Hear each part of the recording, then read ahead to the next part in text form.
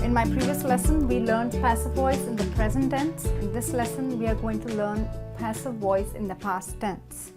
Well, in case you haven't watched the lesson, please do watch the passive voice in the present tense also. Okay, so now we follow the same steps that we learned in the present tense. The subject becomes object, object becomes subject, the verb goes in the past participle form. You do not change the tense, you do not change the meaning, and of course you do not change the doer of the action. Okay, now in my first sentence here, the man cut down the tree. Okay, well, this is a past tense because of the verb cut, the man cut. Okay, but a lot of people would assume it to be the past tense because they imagine the tree is cut down, so the tree is already down on the ground, and they think it's a past tense. Well, let the word down not be the cause of assumption. It is the verb that is in the past tense, because if it were a present tense verb, it would be cuts, right? The man cuts down the tree, and that's a present tense. In this case, there is no option, but it is the past tense. The man cut down the tree. Well, let's ask the question. Who is doing the action? Who is the subject? In this case, we have the man. He is the doer of the action. What is the action?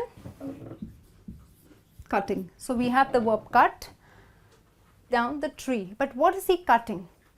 The tree, right? So remember, we learned the object is the person or thing on which action is done upon. Okay, so this is your object.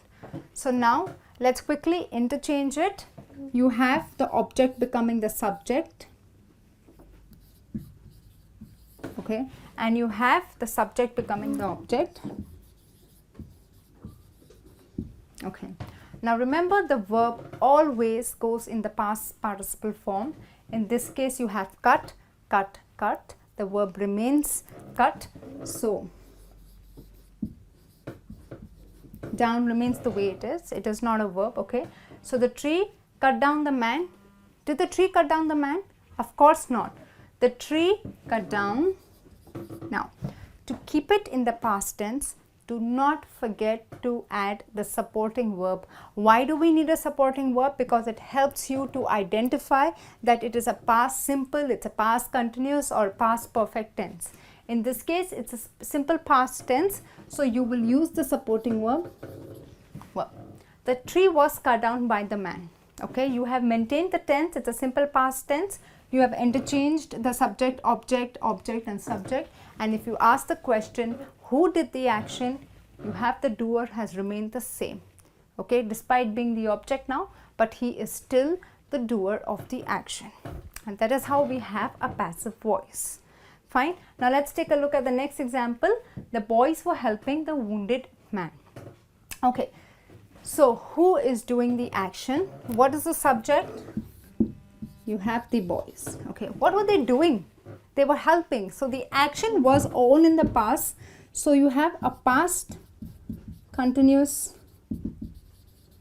tense because you have word. Word is past and helping is the verb in the ing, and that is how it is a continuous. Okay, now who are they helping? The wounded man. Oh well, wounded means injured. Okay, someone who is really injured. So this becomes your object. Okay, because action is done on him.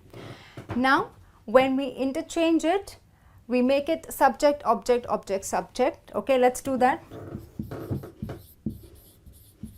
The wounded man, okay, I've put him as the subject. Let's have the boys becoming the object. Okay, like I always tell you, the verb, the main verb goes in the past participle. Helping is the verb. So you have help, helped, helped. So you have the verb in the third form. Okay, don't forget your by. The wounded man helped the boys, by the boys. No, it's not correct. Now because it is a continuous tense, you have word with ing, you are going to maintain it in the passive continuous tense by putting, you put this in the third form, so you're going to add some auxiliary verbs now. The wounded man, now it's one man, so you're not going to put were, okay? No, you have to agree with the subject, the new subject. So the wounded man was, it's ing, so don't forget to add the being. And the wounded man was being helped by the boys, right? You put the verb in third form and you have a continuous tense here. Was being helped by the boys. Fine. So this is how you make a passive past continuous tense. Now let's take a look at the third sentence. He had given me a bouquet. Okay. So who gave me the bouquet? Who's doing the action? He.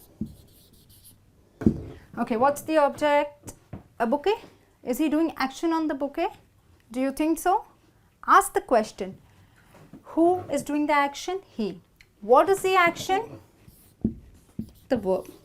Now, is he giving me the bouquet or is he giving something to the bouquet? So action is done on me. So definitely, because he is giving me the bouquet, like he had given me, the action is done on me. I am the receiver of the action. So I become the object. Again, I tell you, a lot of people will assume bouquet to be the object, okay, because probably it's the last word in the sentence. It is not so. Whenever you are confused, ask the question, on whom is the action done? And well, I have my answer here, so definitely me is the object. Fine. So remember, let's just work with the subject verb object. So me becomes I in the subject. Okay, let's put it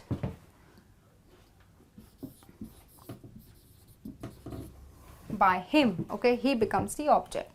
Now this is a past perfect tense had given. The verb is already in the third form, so you put it in the third form here. It's already there. You have to add a supporting verb or an auxiliary verb to keep it in the past perfect tense. When you make a passive voice, I had been given, okay, a bouquet by him. Okay, so here you have it, subject, object, object, subject. The verb is already in the third form and you have added a supporting verb to keep it in the past perfect passive voice. Okay friends, so now we're going to take a look at how to make questions in the past tense. Okay, so the first question, who broke the jar? Okay, the verb is broke and jar is the object. Okay, now who is the subject? Because we're asking about the doer of the action. Now remember, when you put who in the passive voice, it is always better to start your question with by whom. Putting it in the end is not completely wrong, but honestly, this is the more correct way to make it in the passive voice. By whom? Now, because this is a simple past question, remember, like I always tell you, put it in the third form. By whom was, because it's a past tense, by whom was the jar broken? Okay, so you have was broken, you have added a supporting verb, but remember in this case you split it, okay, because it's a question. So you have the question, by whom was the jar broken? Okay, now let's take a look at the next question. Why were you doing the work? Now you have you as the subject, and what were you doing? The work. So you have the object and you have your verb here in the past continuous tense. So we follow the same rule. Remember, do not answer the question. Let the question remain a question. Now why? The work is a noun that is uncountable. You don't say I have 5 works, and because it is always in the singular, you will use a singular supporting verb. So why was the work? Okay. You have an ing, being, don't forget to put this in the third form.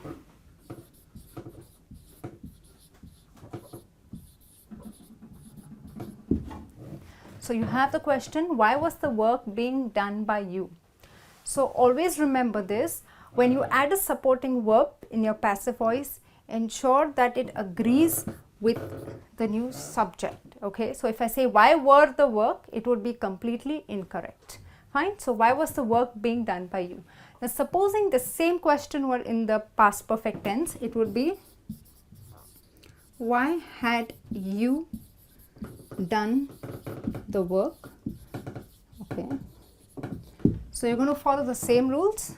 Because it's a past perfect, you have why had the work, okay, why had the work been, you will add been, okay, it's anyways in the past perfect, the verb is already in the past participle form. So why had the work been done by? And this is how you have a past perfect passive voice question. Okay friends, well, this brings me to the end of this lesson. I hope you enjoyed watching. I have a small test to see how much you've understood. Do take the test and let me know your scores. I'll be back soon with a new lesson. Till then,